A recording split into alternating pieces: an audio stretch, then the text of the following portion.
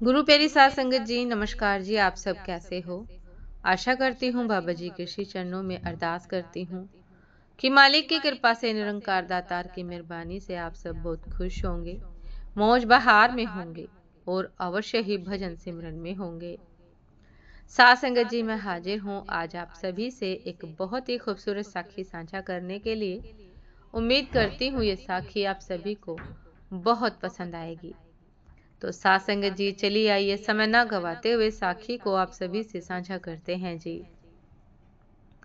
साथ संगत जी, संसार में किसी भी हुनर को सीखने के लिए उस्ताद की जरूरत पड़ती है। कोई भी छोटे से छोटा काम जब पहली बार करना हो, चाहे सुई में धागा पिरोने जैसा छोटे से छोटा ही काम क्यों ना हो, उसे भी किसी दूसरे से सीखना पड़ता है।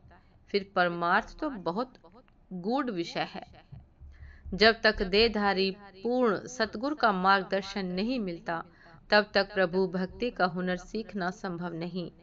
इसके बिना जीव अपने अंदर पड़ी रूहानी दौलत से अनजान रहता है। गहराई से खोजबीन करने पर भली भांति स्पष्ट हो जाता है कि पहले हो चुके सभी संत महात्माओं ने सत्य का ही उपदेश दिया है। उन्होंने परमात्मा को अलख और अभेद कहकर पुकारा है। उनकी वाणी में चाहे कितना भी ज्ञान क्यों न भरा हो, तो भी वे आज हमारे सतगुरु नहीं हो सकते। सब संतों के सत शब्द जिनमें अलख अभेव अब समझावे जो जही जो तिसका गुरुदेव। अब यानी वर्तमान समय में जीव को जिस संत महात्मा से सच्चे शब्द का भेद मिलता है, वही उसका सतगुरु है। सतगुरु प्रत्यक्ष पर सते शिष्य की शंका जाही। पहले हो चुके किसी महापुरुष के उपदेश पर विचार करने से या अनुसरण करने से ही शंकाओं का समाधान नहीं हो सकता।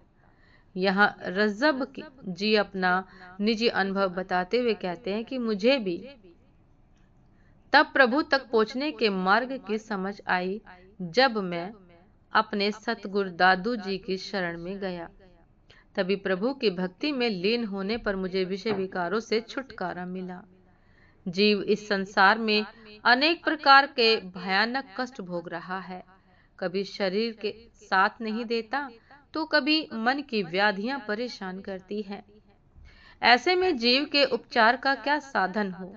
ऐसी भयंकर व्याधियों का उपचार करने वाला और इस दर्द और पीड़ा से छुटकारा दिलाने वाला अगर कोई है, तो वह वक्त का पूर्ण सतगुरु। देहधारी सतगुरु ही जीव के लिए जीता जागता आदर्श बनकर कदम कदम पर उसका मार्गदर्शन करता है। गुरु का व्यवहार शिष्य के लिए प्रेरणादायक होता है और संत जो उपदेश देते हैं उसका स्वयं उदाहरण बनकर दिखाते हैं। साध संगत जी, सच्चे संत सदाचार पूर्ण जीवन व्यतीत करते हैं, सदैव नाम चिंतन में मगन रहते हैं। गुरु के केवल दर्शन मात्र से ही हृदय आनंद से झूम उठता है। साध संगत जी, इसी संदर्भ में रज्जब जी यहाँ तक कह देते हैं कि रज्जब रहिए संग तिन विविध बहानों लार, भाव ऐसे संत की संगति अनेक बहाने बना बना कर करनी चाहिए। साध संगत जी, इसीलिए कहते हैं कि समय का सतगुरु ही हमें ज्ञान दे सकता है, हमें परमार्थ की राह पर चला सकता है। समय के सतगुरु से ही हमें ज्ञान की प्राप्ति होना संभव है। वही हमारे अनेकों अनेक सवालों के जवाब दे सकता है। साध संगत जी, जो सतपुरुष हुए हैं, परमात्मा के अनेकों अनेक जो रूप हुए हैं, उनके रास्ते पर हम चल सकते हैं, लेकिन हमारे भीतर जो शंकाएं उठती हैं, जो सवाल उठते हैं, उनका निवारण केवल और केवल समय का सतगुरु करता है। इसलिए समय के सतगुरु की आवश्यकता होती है। तो साध संगत जी, ये थी आज की एक बहुत ही खूबसूरत साखी। उम्मीद करती हूँ आप सभी को बहुत पसंद आई होगी। यदि पसंद आई हो साध संगत जी, तो लाइक कमेंट शेयर करना ना भूलिएगा।